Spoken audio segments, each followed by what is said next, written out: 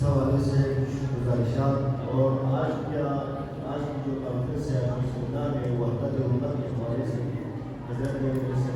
بخش کیا گیا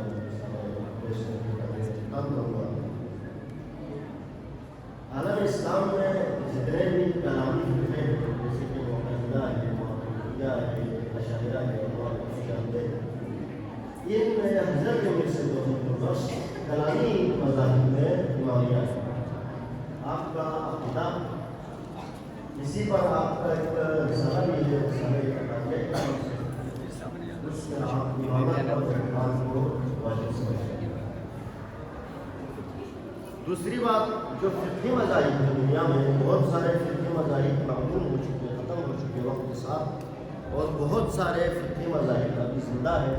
ان میں سے فقہ نوربخشیہ ہے جس پر حضرت امیر سید محمد نوربخش کے مستقل کتاب ہے. حضرت امیر سید محمد نوربخش 795 ہجری میں ایران کے شہر قائم میں پیدا ہوئے. آپ نے اپنے زمانے کے مشہور فقیہ عالم دین علامہ ابن فہد حلی کے پاس درس حاصل کیا. اس کے بعد خواجہ اسحاق ختلانی جو کہ میر سید احمد علی کا داماد اور خلیفہ تھے ان کے ہاتھوں بیعت کر کے ان کے حلقہ احباب میں آ گئے. اس وقت ہماری جو آبادی ہے ہم کثرت میں ضلع گاچھے میں جو پاکستان کا آخری ضلع ہے اور اس کے علاوہ دیگر اضلاع پاکستان کے شہروں میں بھی ابھی ہماری کافی تعداد موجود ہے اور ہندوستان کے لداخ اور کارگل ڈسٹرکٹ میں ہماری آبادی کافی تعداد میں موجود ہے. ابھی آج کا جو سیمینار ہے آج کا جو پروگرام ہے اس کا عنوان ہے اتحاد امت کے حوالے سے. حضرت شاہ سید محمد نوربخش نور اللہ مرقدہ آل اللہ مقامہ اس حوالے سے نظریہ پیش کرتے ہیں کہ اسلام کو جتنا نقصان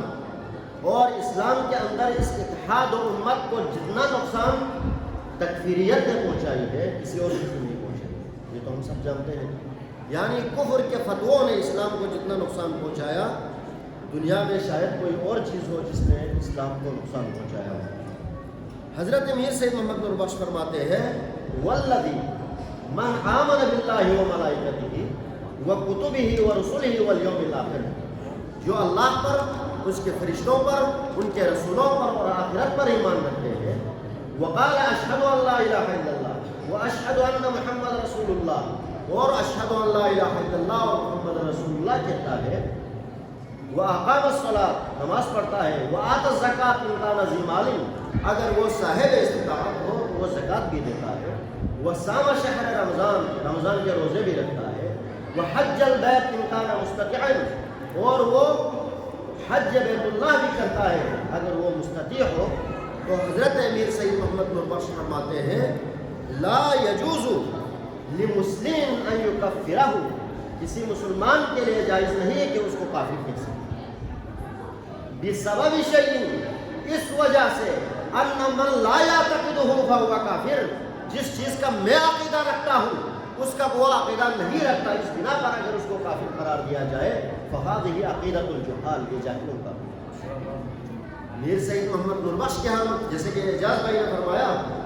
میر سید محمد نوربخش کے ہم اسلام اور مسلمان کے جامع تعریف ہیں. آپ فقہ الاحوال میں وقوف و صدقات کے مسئلے میں فرماتے ہیں اگر آپ ایک مسلمان کو وقف کرنا چاہیں ولو وقف الى المسلمین انصرف من صلی متوجہا الی القبلہ اگر کسی مسلمان کو مال دینا چاہے تو اس شخص کو دو جو قبلہ روح کی نماز پڑھتا ہے. اسی وجہ سے ہمیں اگر سیرت مصطفیٰ کی روشنی میں دیکھا جائے سیرت حضرت امام صادق علیہ السلام کی روشنی میں دیکھا جائے تو ہمیں اتفاق و اتحاد کی ضرورت ہے. آج کا یہ پروگرام آج کی یہ محفل اس بات کی گواہی دیتی ہے کہ ہم مسلمان ایک ہیں ہمارا قبلہ ایک ہے ہمارا کعبہ ایک ہے ہمارے قرآن ہماری کتاب ایک ہے ہمارا رسول ایک ہے ہمارا خدا ایک ہے. ہم اگر اس کے مخالفت میں چلیں ہم ایک دوسرے کی تکفیر پر اتر آئے تو اقبال نے کہا وضع میں تم ہو نصارا تو تمدن میں حدود یہ مسلمان ہے جنہیں دیکھ کے شرمائے یہود. لہذا ہمیں اتفاق و اتحاد کا ایک عملی مظاہرہ کرنے کے لیے ہم سب یہاں پر